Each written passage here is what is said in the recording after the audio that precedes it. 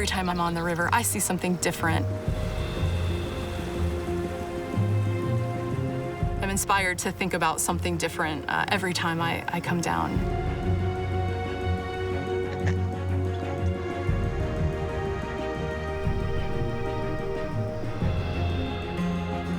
In a desert environment like what we live in the West, rivers are everything.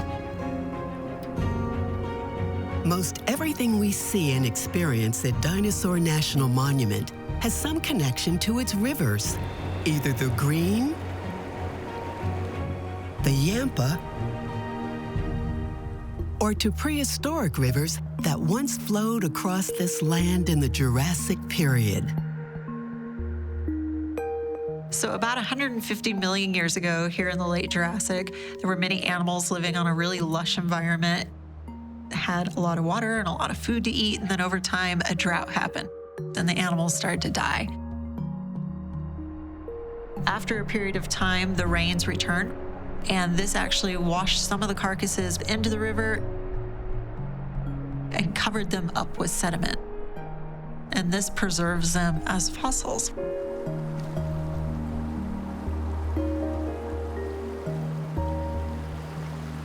Dinosaur National Monument is known for dinosaur bones, but there are actually over 20 different layers of sedimentary rock, each containing clues of past environments that show the presence and absence of water through time. We have everything from deserts and oceans and mud plains with rivers running through.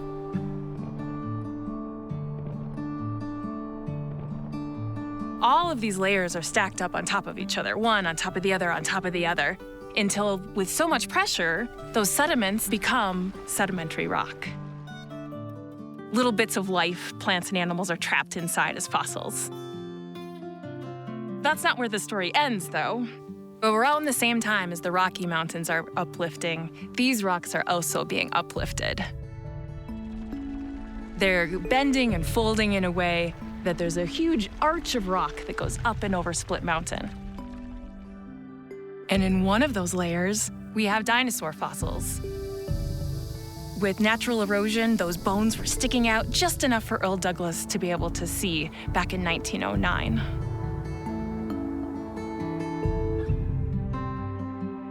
Earl Douglas was a paleontologist that was hired by the Carnegie Museum of Natural History in Pittsburgh.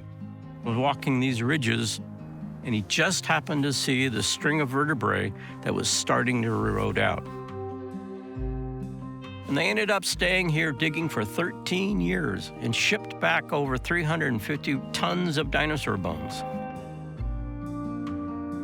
The quarry here at Dinosaur National Monument, which is a draw worldwide, is because here we've got this surface that's kind of tilted up, almost vertical, and the bones are left in place. This was actually a dream that Earl Douglas had. I hope that the government, for the benefit of science and the people, will uncover a large area, leave the bones and skeletons in relief, and house them. Earl Douglas, 1923.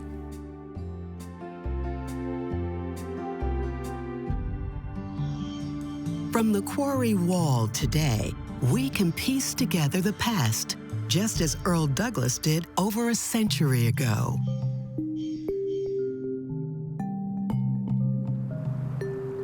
While the fossil-rich Jurassic layers are revered for good reason, the geologic story at Dinosaur goes even deeper.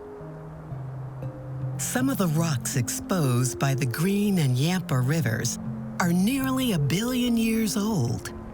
The deeper the river cuts, the more it reveals.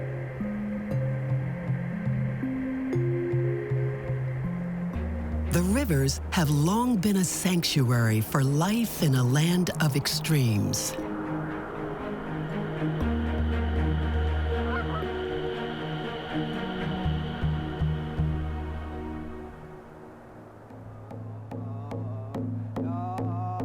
Despite the rugged terrain, water in the high desert environment has sustained people for over 10,000 years.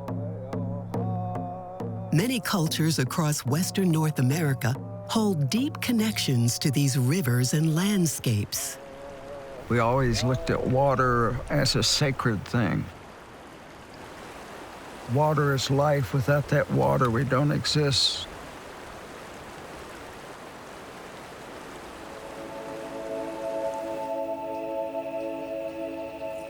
One group would go through and they would put their message on the rocks. Another group would go through. Utes always tagged theirs with a horse or with the bear paw, because that's what we are known as, bear people.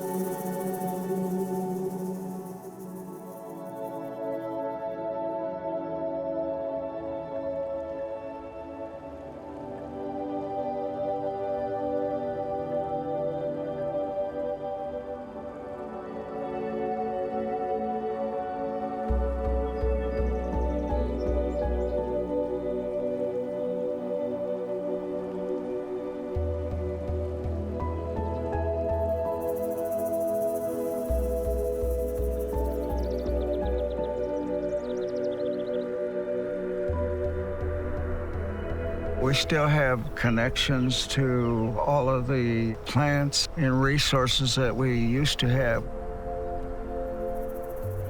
And those are all the medicines and things that will be needed to heal yourself. So what we say, bear medicine or bear power.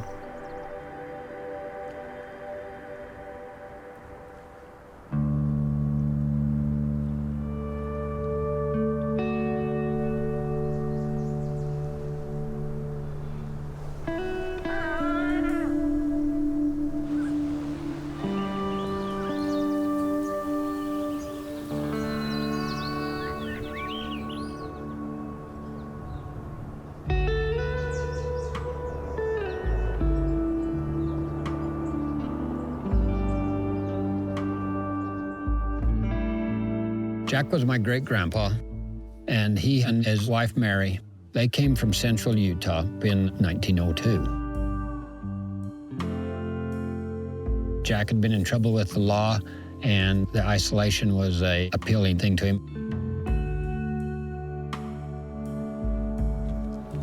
It's really a harsh climate, and they relied a lot on the water holes, and water is scarce here.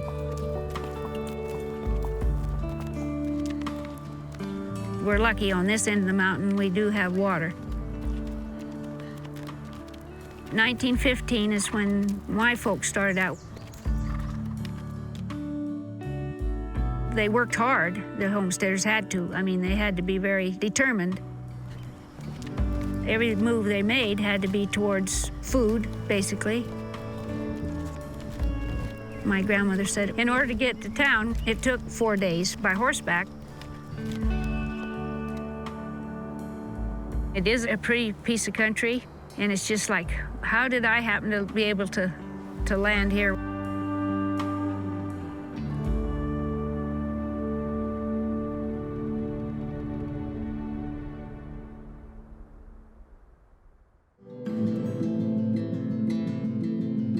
From high above, we can see how remote Dinosaur is, hundreds of miles from population centers like Salt Lake City or Denver.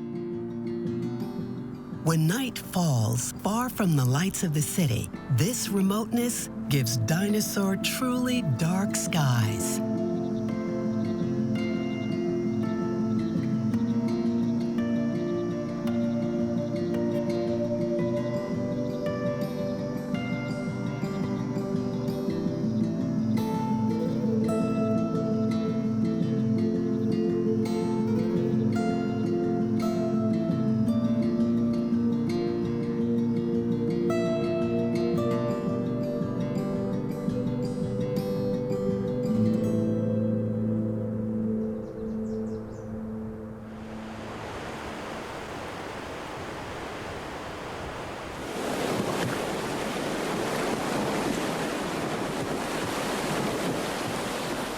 When you float down the Yampa River, you feel something that's alive underneath you.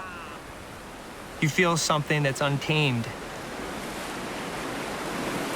You have to humble yourself in front of something like the Yampa.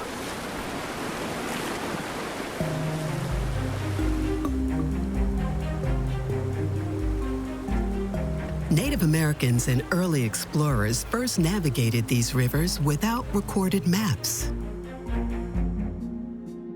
In the 1800s, trapper William Ashley and scientist John Wesley Powell took great risks to chart this region. As Ashley and his party were wrecked here, and as we have lost one of our boats in the same place, we adopt the name Disaster Falls for the scene of so much peril and loss. John Wesley Powell, 1869.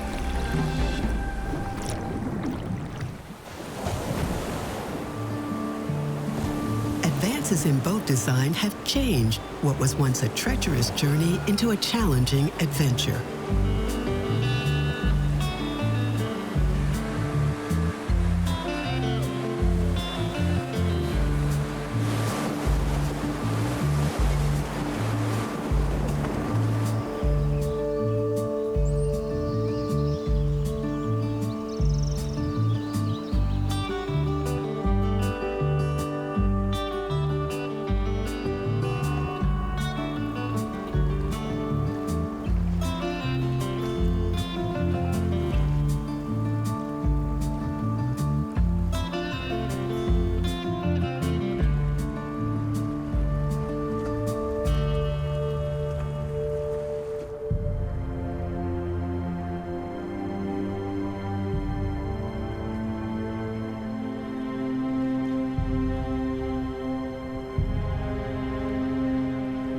In the 1950s, plans were drawn up to build a dam downstream of Echo Park that would have submerged the Yampa River, the Green River, and most of Dinosaur's river canyons under 500 feet of water.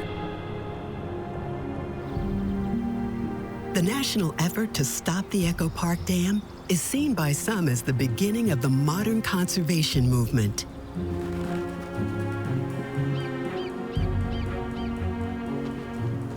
Thanks to these efforts, the landscapes, life, and lessons within Dinosaur National Monument are still here today.